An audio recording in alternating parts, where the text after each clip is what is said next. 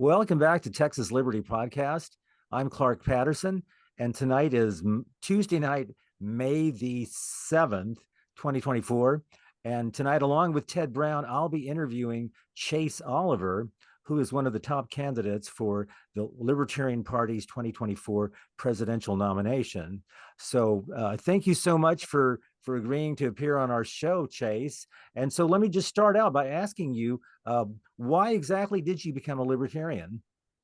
Yeah, well, my party and becoming a libertarian started in my anti-war activism. So I am 38 years old. 9/11 happened when I was in high school. And very shortly thereafter, I saw people I knew signing up to go fight in these wars. And particularly the war in Iraq, it was very apparent that the CIA was manipulating intelligence to try to push our country into war. And so I joined the anti-war movement. And, not knowing about the Libertarian Party or our philosophy, because George a Republican, I just kind of became a Democrat who liked guns and hated taxes, but whatever. And then, it was after Barack Obama, who was like the anti-war candidate, like the anti-war movement within the Democratic Party pushed for him to be the nominee, and he was. And when he got elected, he didn't follow through on any of the anti-war promises he made, things like closing Guantanamo Bay, ending or limiting drone warfare, ending the wars outright. And most importantly, I think actually was his promise that he made so many times, which was to speak without precondition to our enemies. And when he failed to do that, I left the Democratic Party. And a couple of years later, I happened to come upon the Libertarian Party. I was at the Atlanta Pride Festival, and they were there campaigning. They literally waved me into the tent. And when they found out that being anti-war was my number one issue, they said, you need to be welcome here. And let's connect your anti-war views with the philosophy of liberty. And that's where I got started. And a couple years later, I was a party member, voted for Gary Johnson in 2012, and it was off to the races. And since then, I've run for office now 3 times and been on my state's XCOM and an affiliate chair and worked for libertarian think tanks. So I've been really immersed in the movement since about 2012. Real quick Oh, follow up, Chase. Now, do you know anyone personally who went to either Iraq or Afghanistan? Yes, I have many friends who are veterans. Some of them have done several tours of duty. One of my best friends did 3 tours of duty in Afghanistan. So my heart goes out to all of them and to the struggles they have, not only when they're over there, but also when they come back home. PTSD and mental health is a real thing in addition to the physical injuries. mhm. So it's been something that I've cared about for a long time. Just being anti-war does not be veteran, by the way. I think the best way to treat veterans right is to not send them into war. Exactly. Oh, exactly right. Well, Chase, I wanted to follow up. You were saying about I wasn't aware that you would run for office 3 times. I know about your 2022 famous U.S. Senate campaign in Georgia. What was the other one? And then if you could tell us more about that Georgia campaign and how you got so much attention for your views on that race. Yeah, so of course my most recent campaign is this one, and then previous to that was the U.S. Senate race. But in 2020, when John Lewis, the congressman from Atlanta, passed away, there was a special election to fill his Mm. seat. And it was remarkable for us as libertarians because we didn't have to get tens of thousands of signatures to get on the ballot, which is why we've never had congressional candidates in my home state. So I managed to get on the ballot and used to Atlanta voters many times for the first time. And it gave me a breakneck speed at learning how to campaign because it was a 9-week campaign. It was also during the height of COVID, like right as COVID hysteria was at its maximum. And I just remember it was the weirdest campaign because I tried to do traditional door knocking, which I love to do. And the third door that I knocked on, a woman pushed her arm out the window with Lysol and sprayed me with it. And that's when I was like, you know what? Traditional campaigning is not really going to work for this campaign. So I started campaigning in parks and at the Beltline, which is a running trail in Atlanta, Mm. to try to reach voters who are outside, staying healthy, being active. And it was the only way to actually reach people because they were not answering the door. They didn't want to be anywhere near you. Mm. So it was a weird campaign, but taught me right into that U.S. Senate campaign in 2022, where I got to force the runoff in the most expensive Senate race in the history of this country with $20,000 and the feet Mhm. beneath me. It just shows you how hard work pays off and how if we libertarians stick to our principles, we can have an impact in the elections.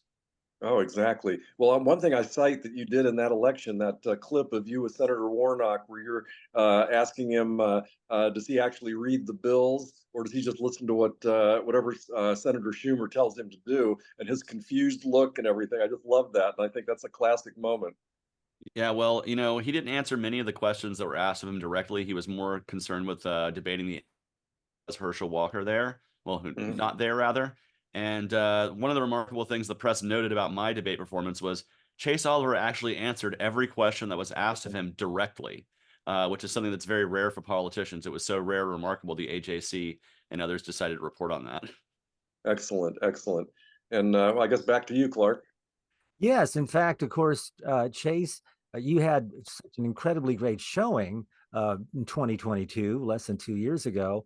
What do you think you learned from that experience? And I guess I say this as someone, we had a great candidate 6 years ago named Neil Dykeman, and also a very similar situation where Ted Cruz had really the run for his life by, this guy, Beto O'Rourke here. He's like a Texas version of Gavin Newsom, unfortunately. But in any event, it was a very close race. And I just expected Neil Dykeman. I thought he ran a great campaign, but unfortunately, he only received 1% of the vote. So obviously, you learned a lot, both in 2020 in your political races, and of course in 2022. So what did you learn? And if there's a way we can bottle what you did, we'd love to do that as libertarians. Yeah, so the biggest thing that I learned is that if you're going to run outside the two-party system, you better be able to run, and by that I mean have energy, like waking up early, staying up late, doing the hard work that's necessary to get your name out there. And we had an amazing run. We were a lean, mean machine. You know, we had a core group of about 6 of us who were really doing most of the work, with a few helping out. But we knocked on 3,000 doors in that race, and you can actually see in the counties where out and did things that we had a higher vote percentage than in counties where I wasn't able to reach out and do things. So with that, you know, I think we've taken so many lessons from 2020 into 2022 and from 2022 into this race. You know, first off, we have an amazing professional campaign. If you look at my website now, it looks fantastic. We're professionally branded. We have amazing graphics, a full press kit. You know, everything you could possibly need from a presidential campaign website is there. And it's because we have a professional team that put it together. Our media presence has been amazing in this campaign. You know, I learned early on from a friend of mine that it's free to write a press release. And so that's one of the things we did both in my Senate run and in my presidential run is anytime I'm doing anything, we tried to send press releases out about that in addition to policy. So that way people knew where I stood. And, you know, I think one of the things we're going to take into this is do a lot with very little. Like I said, I ran in that race with $20,000. My opponent spent $250 million. Their cost per vote for the Republican and Democrat was between $20 and $25 per vote. My cost per vote was under 20 cents per vote. And it's because we ran lean, we ran hard, and we learned how to directly get out to our voters the best way possible. We're putting that on steroids in this election cycle. We're learning how to use 21st century technology to target voters directly through digital ad marketing. Instead of blanketing the airwaves, we're targeting our voters, direct targeting to them with marketing and bringing them out, because that's the way we're going to be able to, you know, punch above our weight. You know, with a few $1,000,000, we can have the impact of tens of millions of dollars if we market it. And so those are the lessons I've learned and that we're learning in this race and that we're prepared to do on day one if we win the nomination. Well, that's great because the energy part is certainly what it's obvious that you have the energy and that you're promoting that, but it's even more important that you're so young and your opponents in the Democratic and Republican parties are so old and decrepit and demented and all that. And I'm wondering if that would seem to be like a real selling point, youth and energy versus Biden, Trump, and even RFK Jr. These are everybody's over the hill pretty much. Yeah, I do think it's time that millennials have a voice and that we assert ourselves into the political arena. And it's important for our generation to have a voice because we have such a unique.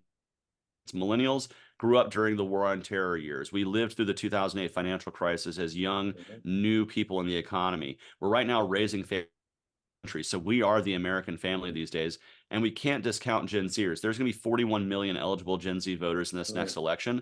And, you know, I just did a poll. I'm conducting a poll on my social media right now asking people when did they first identify or become a libertarian? And the largest number is between 18 and 29. Yeah. So those are the voters we need to target in this election to sow the seeds for the next generation of liberty. If we're not aiming for that younger generation and really getting those voters out, we're not doing a good job of converting people to libertarianism. And so my campaign is not solely focused, but it is taking a direct target to Gen Z and millennials, in addition to our party standard bearers who have been there, many of whom are people who are older, and I respect them. And I think we've done a great job of holding this party together for 50 years. But to grow and survive and thrive into the next generation, we have to attract the next generation. They're young. They want an option outside of the two-party system. Many of them are ardently anti-war, as you see with the campus protests against the war in Gaza going on right now. And they are ready to see voices for peace and voices for their choices, their liberty, and their ability to live the way they want to live.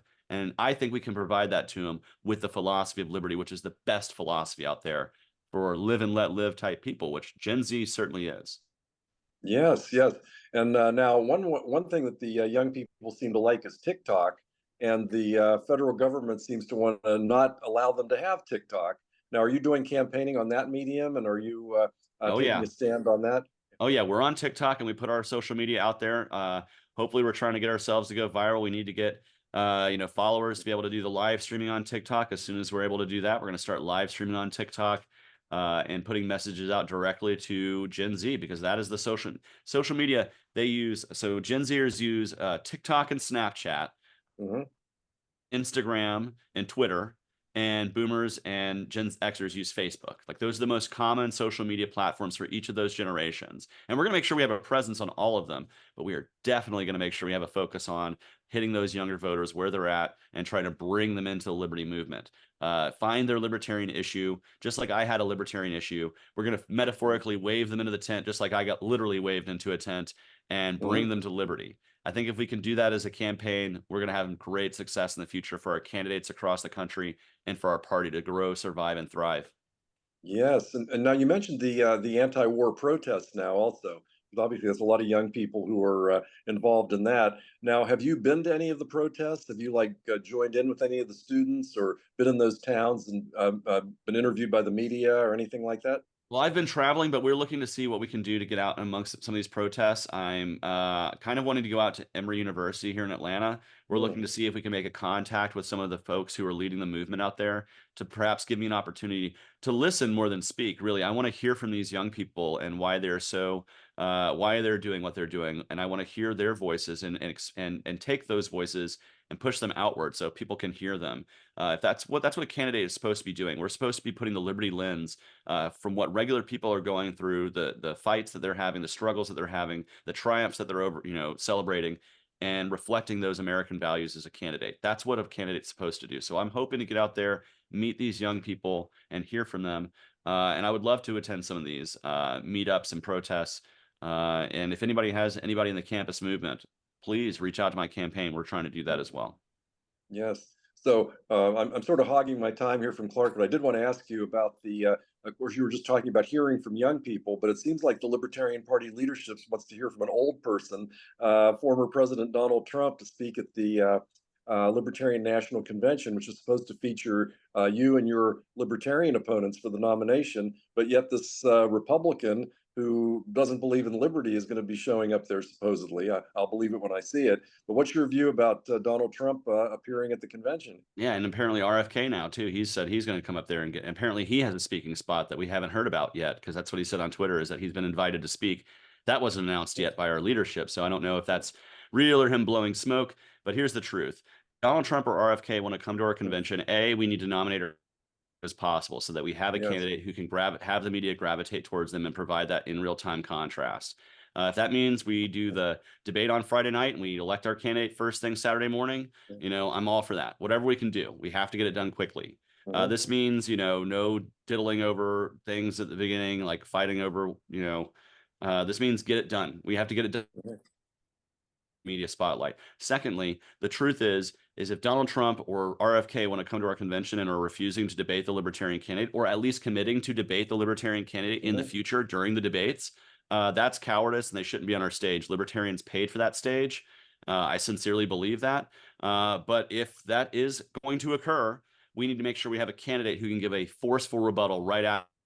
We need to make sure we have somebody who can present the real end time contrast to Donald Trump. And trust me, I can do that, because Donald Trump is a warmongering, debt adding, lockdowning, gun grabbing authoritarian. And I am not. I'm a freedom fighter. I'm somebody who believes in peace around the world, somebody who believes that you should make your own decisions about your medicine, your body, everything else. I will never fight for mandates or lockdowns. I will oppose them 100%. Will never, ever fight to add $1 to the national debt, because it's a crime to our kids and our grandkids out there that they're going to have to pay that off while we ride it on easy street. The same way the last generation hoisted this huge amount of debt on my generation. I absolutely refuse as a millennial to keep pushing this on to the next generation. We're going to have to fight for what we believe in, and that's liberty. And if Donald Trump is on stage, we need to have a nominee as soon as possible. So I support getting it done quickly. So that way we don't have 5 candidates who are trying to all say that they're the voice of the party. We need to nominate one candidate to be the voice of the party. I want to be that voice. Please, if you're a delegate from Texas or elsewhere, consider supporting me so we can have a forceful, real-time contrast that's exactly half Donald Trump's age, because that's what the two parties are. They're old. And it's time to put a new face on liberty that can bring so many people into the tent who are sick and tired of being sick and tired. Right. Absolutely. So, Clark. Yeah, I was going to say, speaking of candidates, I happen to think this year the Libertarian Party has an incredible number of great candidates, of course, of which you were one. Now, of course, when you've got Biden and Trump in the mix, that's an incredibly low bar. Very But, low. and of course, so tell me why is Chase Oliver? I mean, comparing yourself, I mean, let's put Trump and Biden off to the side. Why is Chase Oliver the best candidate among the LP presidential candidates? I believe of the major candidates, Chase, you're the youngest. So Yeah. I guess that's one thing what you can emphasize. But tell us why you're better than the other guys. Well, let me speak to the campaign. I believe my campaign is the best campaign. That's not just made of a person, that's an entire team and a staff that come together. And I think the metrics of this campaign speak for itself. We have the most donors across the country. We've raised donations from all 50 states plus DC and Puerto Rico, and we've raised the most money of any candidate. Some other candidates have put their own money into this election, but that will be exhausted. Aggressive fundraiser, and that's me. We've put the most miles in terms of traveling to all 50 states. We're the first libertarian campaign to travel to all 50 states and speak to libertarians and others about the message and values of liberty, which is something no campaign pre or post nomination has ever done before. We have 500 volunteers who are ready to get out there and fight, which is the largest number of volunteers in terms of all the campaigns. We have an amazing professional staff, and then when you go into the other factors, that we've won the most straw polls and primary. So we are the candidate who the most voters and the most delegates and straw polls have chosen. So we have that strength going into this. But if we want to talk about me personally, I'm the candidate who has the best record of running as a libertarian.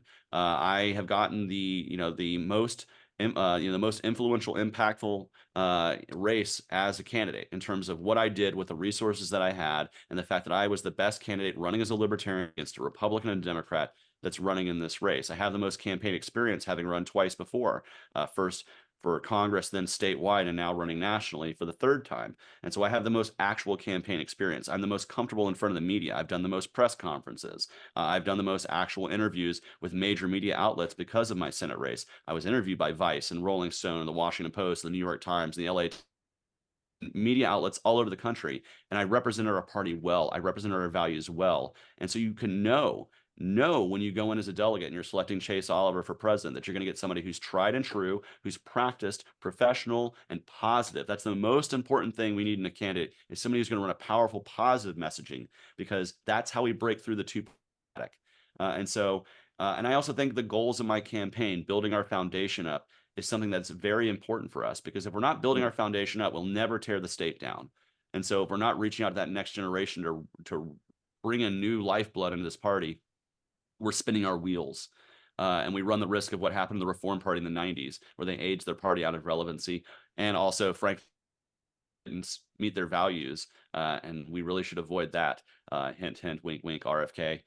So that's my opinion there.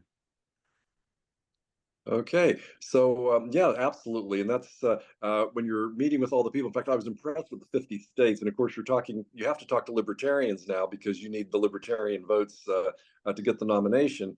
But then speaking to the general public, I know one thing I was impressed with is that Iowa State Fair, where you were the first non-Democrat or Republican to be given a speaking slot there. So a lot of people were there. What was the reaction to you and your libertarian views in that rather mainstream crowd? Yeah, I really enjoyed being on the same stage as the Republicans and Democratic candidates for president. It was a first for the Libertarian Party, or frankly, any party outside of the two parties, to have a candidate for president on that stage. They have had candidates for governor and others who have done really good on that stage as well. And it's actually because they got major party status that allowed me that ability, that and that I campaigned in the state and earned media. See, they said to get on the stage, you have to earn media. Well, I earned to send the invite. That's just another campaign strength. But meeting people in Iowa, most of the people I met, the thousands of people I talked to those 4.5 days on the ground, most of them were not libertarians. They're Republicans or Democrats or independents. And really, they're just families, right? They're just people who are there with their kids. And I think the most effective through to the most people was when I said, I bet you have unconditional love for your kids, don't you? And all the parents are like, yeah, I do. I do anything for my kids. I say, well, who doesn't have that for your kids? Bureaucrats in Washington, D.C. or in Des Moines. They don't know your kids. So, of course, they don't have unconditional love for them. But you do. That's why we should take power out of their hands and put it in your hands when it comes to their schooling or the medical choices or anything else with regards to upbringing. So long as you're not abusing or neglecting those kids, you should have sole dominion over the way they're raised and the values that they're exposed to. That's your role as a parent. And all of them went, you know what? That makes a lot of sense. So, well, now let's apply that to you as an adult. You know yourself better than the bureaucrats in Washington, D.C. and Des Moines. So if you're living peacefully and not hurting anybody, shouldn't you have sole dominion over the things you do and the way you live your life and the values you espouse? Oh, wow, that really makes sense. Well, congratulations, you're a libertarian. And it's just having those kind of one-on-one conversations with people, and it clicks.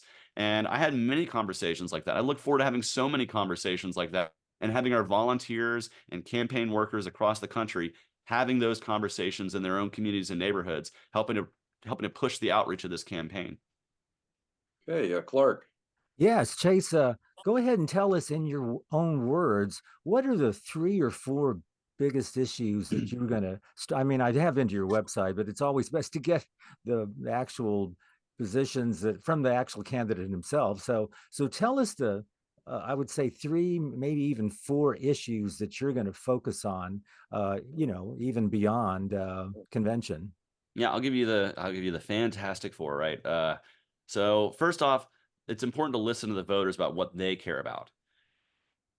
First is going to be the economy, of course, the cost of living, the fact that we see this inflation hitting our wallets everywhere. It doesn't matter where you put your money, whether it's in your pocket, your bank account, or your business. Inflation is hitting it. It's a hidden single American. And so we have to espouse that we need to balance the budget. We need to stop printing trillions of dollars. We need to change our monetary policy.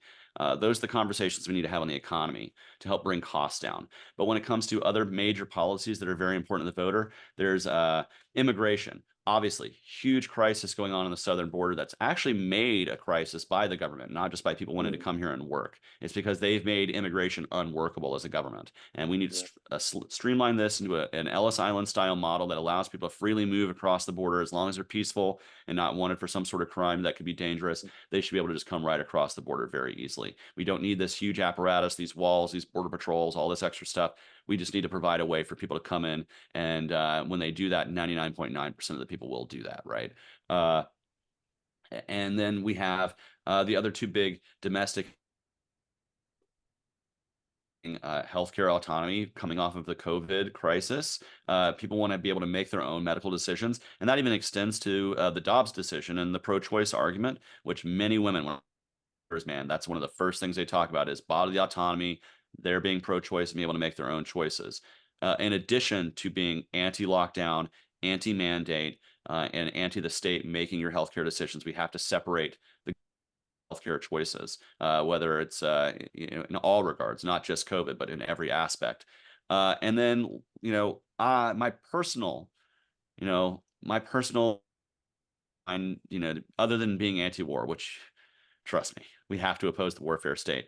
But the other big domestic issue that I think is important is criminal justice reform, fixing the way that we treat people in a court of law, bringing people back to an equal level of justice with the government. The government right now has its finger on the scale of justice. We need to remove that so there's actual equality under the law. That means things like removing the death penalty, removing mandatory minimums, qualified immunity being ended. And then I know I'm blathering on, but yeah, opposing the warfare state, bring the troops home, end the wars, stop the death, Well, and stop selling our weapons all around the world. great, great. Now, if I can ask just a really quick follow-up question, of course, you are openly gay. So what is your position? Seems like, in the culture wars, both sides kind of use, I guess you could say, uh, children who are, I guess you could say, who suffer from maybe gender, they're not gender binary. What Mm-hmm. is your position on all this? Because it just seems like I feel so bad for the kids, because you can see conservatives on one side and Republicans on one side, and then the Democrats and the liberals on the other side. And and it's like the kids are caught in the middle. Mm-hmm. So what are your views on all the whole idea of, I don't know, biological males competing on Yeah, girls? so it's a broad issue. But when we come to the fact that, like, first, I think any candidate should actually meet with trans parents, like parents, and understand that none of them were like, I have not yet met one who was like, gee, I hope my kid is trans. And then it happened. All of them are like, hey, my kid came to me with this and we've had to figure it out. Now, when it comes to the healthcare decisions those kids make, surgery is something that should be reserved for people who are 18. I believe any kind of body modification should be for 18-year-olds or older. I'll even extend that to circumcision, other than for religious exemptions that exist, because the Abrahamic religions do have that. But outside of that, it should be an adult decision to make, right? Anything involving your body modification. But when it comes to any other kind of healthcare, gender affirming care, that should be in the realm of a parent, and the realm of a parent, a doctor, and the patient, not the government. I don't think that that's unlibertarian. In fact, I believe, again, like I said, you're the parent, you have dominion over your kids. It's the values that you want your kids to be around. It's, as long as there's not abuse or neglect there, those are the choices you should be making as a parent. But when you talk about sports leagues, frankly, schools, I be able to make their own determinations. This is why I believe in full school choice and a free market for schools. Some schools will have one policy, some schools will have another policy, and it's up to parents to determine where they want to send their kids. And as far as professional sports, let the leagues decide. The NBA and the MLB and the Olympics, they all know this stuff a lot better than we do. They're not experts in Congress. That's where the experts their own determinations for that kind of stuff. And when it comes to like things like bathroom usage, again, that can be property owners determining their own thing, determining their own policies. But like, I have restroom, they just need to pee. I have trans friends. Not a one of them is like, ooh, I want to go in the bathroom to make some mayhem. No, they just want to go pee. They want to use the bathroom. Like, that's what all of us want to do. And I would remind people who say, well, gun-free zones, they don't stop people with guns. Well, a little sign with a dress on it doesn't stop a man from walking into a women's room and assaulting people. It happens all the time, sadly. And so the idea that we're going to persecute people because, oh, well, we can just walk in that door anyways. No bathroom policy is going to stop somebody who's intent on assaulting someone. Yeah, exactly. It's been my opinion that it seems like most people don't even want to go to the bathroom with other people. They should have just those single-use unisex bathrooms that you can just lock yourself in as one person using the bathroom. And if they just had those, everybody'd be happy, probably. I don't hate them. And honestly, I've been to a bunch of airports. I've traveled all over the country. And I will say the cleanest airport bathroom I ever was in Kansas City. That had a gender neutral bathroom. And it was like, had a bunch of those little stalls, full floor to ceiling. There was no weird crack that people can see through that for some reason exists in too many bathrooms in this country. It was a fully enclosed experience. And honestly, it was nice. It felt peaceful. And I didn't have to worry about anything. I was like, this is great. And it was the cleanest restroom I've ever been in. So maybe that's where we need to go. That would do it. Now, you touched on another subject on the COVID lockdowns, and that brings up executive power. Now, of course, that we saw during COVID that the president, governors, mayors, all these executives just were like ruling by decree. Now you're running for president, so we'll just talk about the federal government. I looked it up, and there's in the last 100 years have been over 10,000 executive orders by presidents of both major parties, and obviously they're just decreeing things. And the most famous is FDR locking up the Japanese Americans. But they're on every subject. FEMA was created by executive order. I mean, what's your opinion about a president just like decreeing things? And like one of Clinton's aides saying, a stroke of the pen, law of the land, pretty cool. Yeah, see, I don't support that at all. I honestly oppose that 100%. The only thing that I do believe in is the power of the pardon. I believe that if I were elected president, I would use that quite liberally to pardon people like Ross Ulbricht and Edward Snowden and Julian Assange. But if I were elected president, there's one guarantee I can make. office of president will be weaker the day that I leave office than the day that I got into office, because I will start relinquishing executive power immediately on day one. I will require Congress to do their job. I will no longer just be ruling by executive fiat, because if the gears of government grind to a halt, that's a win for libertarians. And so if Congress wants to not do their job and grind government to a halt, well, that's less money we're going to be spending, and that's more we can return back to each and every American. That's the greatest way to balance the budget, is just not do anything if they don't want to do anything. Because I will not be ruling by executive fiat. I will not be just saying, well, this is what we're going to do.